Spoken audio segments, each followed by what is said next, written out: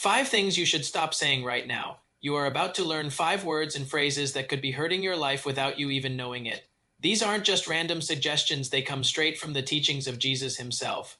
But here is the thing that will shock you. One of these phrases is something almost every person says at least 10 times a day, and it's quietly destroying their faith and their future. I'll reveal which phrase that is at the very end, but first, let me show you why these words matter so much. Jesus was a master teacher. He knew that words have power. Real power. The kind of power that can change your entire life or keep you stuck in the same problems forever. When he walked the earth 2,000 years ago, he didn't just teach people what to do. He taught them what to stop doing, and a lot of what he wanted people to stop had to do with the words coming out of their mouths. Think about it. How many times have you said something and then immediately regretted it? How many times have your words gotten you into trouble? How many times have you spoken without thinking and ended up hurting someone you care about? Jesus saw this happening all around him, and he had some very clear things to say about it. But here's what's really interesting. Most people who claim to follow Jesus completely ignore his teachings about speech. They know all the famous verses about love and forgiveness, but they miss the parts where Jesus tells us exactly what kinds of words we should avoid. These teachings can transform your relationships, your work, your family life, and even how you see yourself. The first thing Jesus wants you to stop saying might surprise you because it seems so harmless. In fact, you probably said it this morning without even thinking about it. It's the phrase, "I can't." Now, before you roll your eyes and think this is just positive thinking nonsense, let me explain what Jesus actually taught about this. In the Bible, Jesus constantly pushed people beyond what they thought they could do. He told a paralyzed man to get up and walk. He asked fishermen to leave everything and follow him. He challenged people to forgive their enemies and love those who hurt them. But here's the key, he never accepted "I can't" as a valid response. When Jesus encountered people who said they couldn't do something, he didn't argue with them. He simply showed them they were wrong. Peter said he couldn't walk on water, but Jesus helped him do it anyway. The disciples said they couldn't feed 5,000 people with just a few fish and loaves, but Jesus showed them how it could be done. Over and over again, Jesus proved that "I can't" was usually just fear talking. Now, I'm not saying you should ignore real limitations. Jesus wasn't teaching people to jump off cliffs and expect to fly, but he was teaching something much deeper. He was showing that most of the time when we say "I can't," we really mean "I won't," or "I am scared," or "I don't want to try." And those are very different things. When you catch yourself saying "I can't," try replacing it with something more honest. Instead of "I can't forgive them," try "I don't want to forgive them yet." Instead of "I can't change," try "I'm scared to change." This small shift in language creates a huge shift in your thinking. It moves you from a place of powerlessness to a place where you have choices. Jesus understood that our words shape our reality. When you constantly tell yourself and others that you can't do things, you start to believe it. You become smaller. You shrink your world down to only the things you think are safe and easy. But Jesus called people to bigger lives than that. The second phrase Jesus wants you to stop saying is even more common than the first one. It's the word hate. Now you might think, but I don't go around saying I hate people. But think again. How often do you say things like "I hate Monday mornings," or "I hate waiting in traffic," or "I hate when people do that"? Jesus taught that hate is not just about extreme feelings toward other people. It's about the attitude we carry toward life itself. When we constantly use the word hate to describe our feelings about everyday situations, we're training our hearts to be negative. We're teaching ourselves to focus on what's wrong instead of what's right. In the Sermon on the Mount, Jesus said some pretty radical things about hate. He said that hating someone in your heart is just as serious as actually hurting them. That might sound extreme, but think about what hate does to you. When you hate something or someone, who suffers the most? You do. Hate is like drinking poison and hoping the other person gets sick. But here's what's really clever about Jesus' teaching. He didn't just tell people to stop hating. He told them what to do instead. He said to love your enemies. Pray for people who hurt you. Bless those who curse you. This wasn't just about being nice. It was about protecting your own heart from the poison of hate.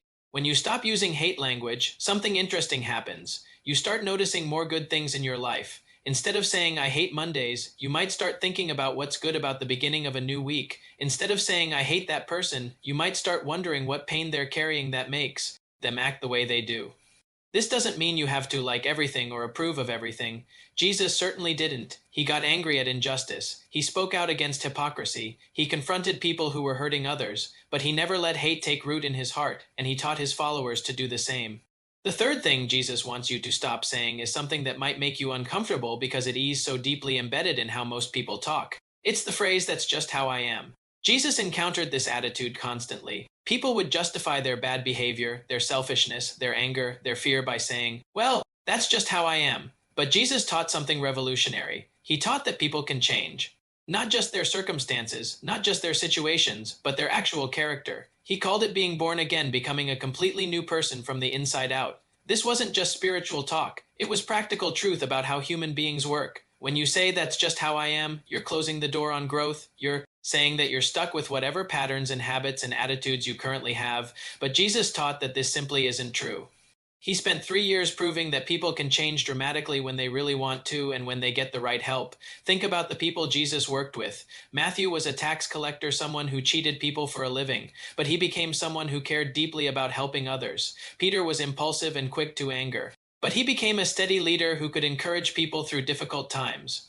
Paul, who wasn't even one of the original disciples, went from persecuting Christians to becoming their greatest advocate. None of these people said, "That's just how I am, and I can't change." They admitted their problems, they asked for help, and they did the hard work of becoming different people. And Jesus taught that this kind of change is available to everyone. When you catch yourself saying, "That's just how I am," try asking a different question.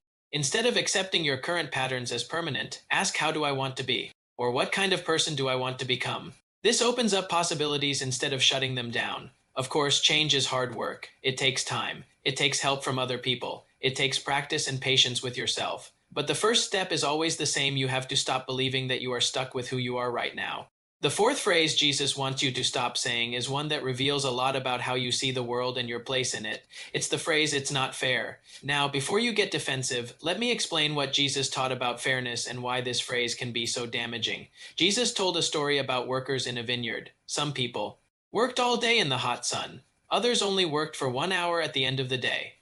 But the owner paid them all the same amount. The all-day workers complained that it wasn't fair. But the owner said something interesting. He said, "I'm not being unfair to you. I'm just being generous to them." This story reveals something important about how Jesus viewed fairness. He taught that focusing too much on weather things. Our fair keeps us from seeing the good things that are actually happening in our lives.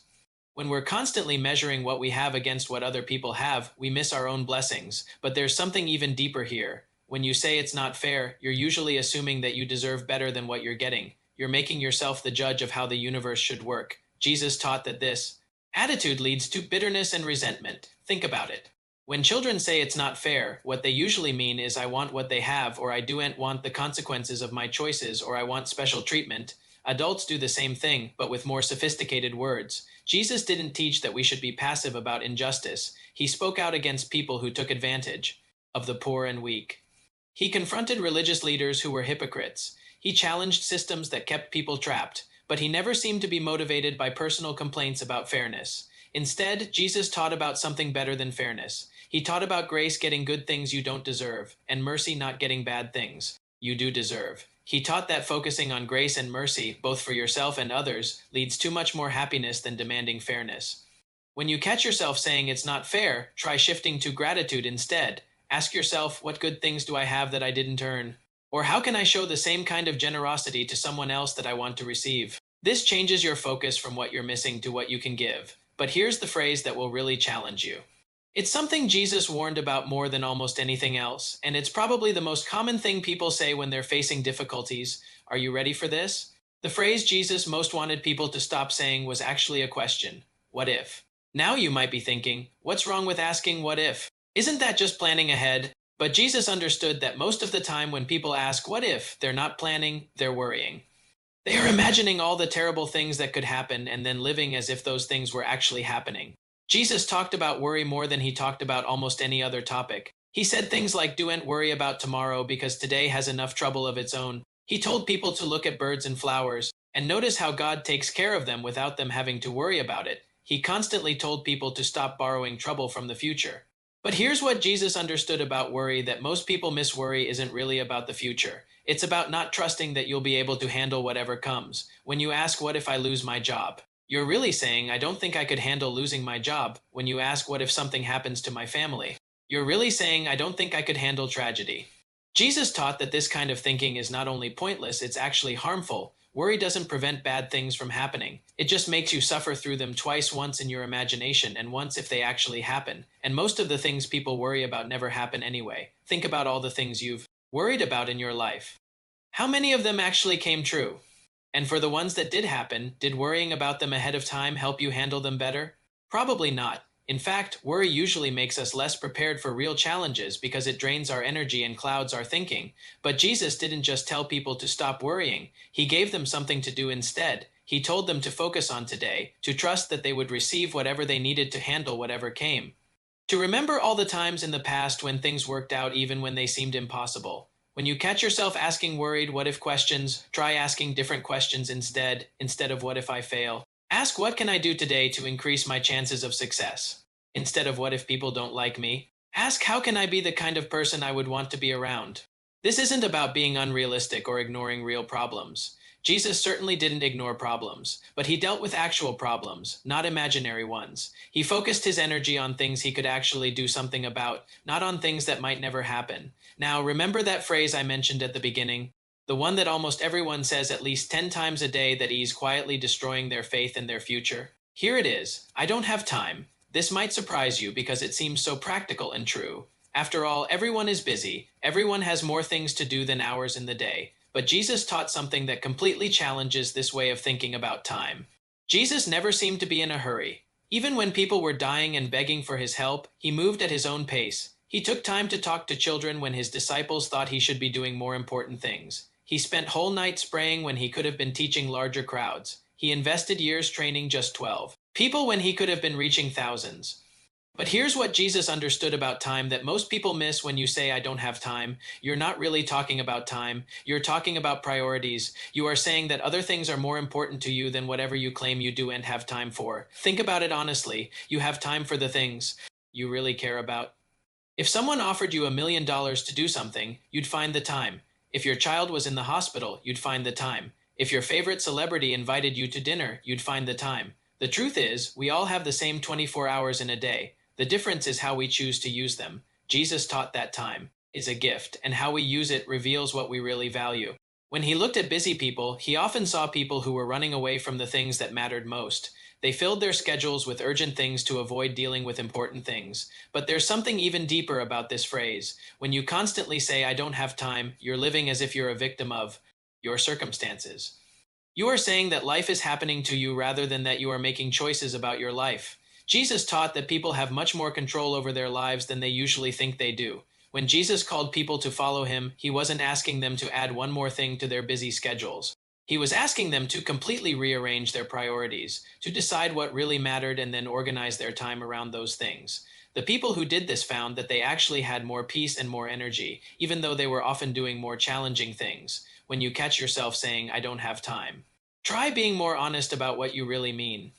Instead of I don't have time to exercise, try I haven't made exercise a priority. Instead of I don't have time to call my friends, try I've chosen to spend my time on other things. This might sound harsh, but it's also hopeful. If you're making choices about your time, then you can make different choices. This doesn't mean you should feel guilty about every way you spend your time. Jesus took time to rest. He went to parties. He enjoyed good food and good company, but he was intentional about his choices. He didn't just let life happen to him. The reason this phrase is so destructive to faith is that it makes you feel powerless. It makes you feel like you are too busy for the things that could actually help you. Like prayer. Like reading wisdom literature, like spending quality time with people you love, like serving others, like taking care of your health. You start believing that you don't have time for the things that would make your life better, but Jesus taught that when you make time for the things that matter most, everything else falls into place more easily.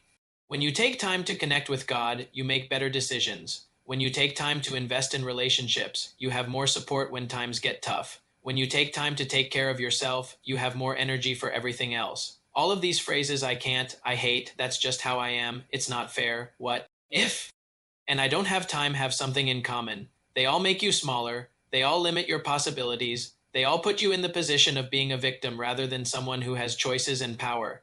Jesus spent his entire ministry trying to help people see that they were bigger than they thought they were. More capable than they believed, more loved than they imagined, more powerful than they realized. But none of that potential could be activated as long as people kept talking themselves into limitations.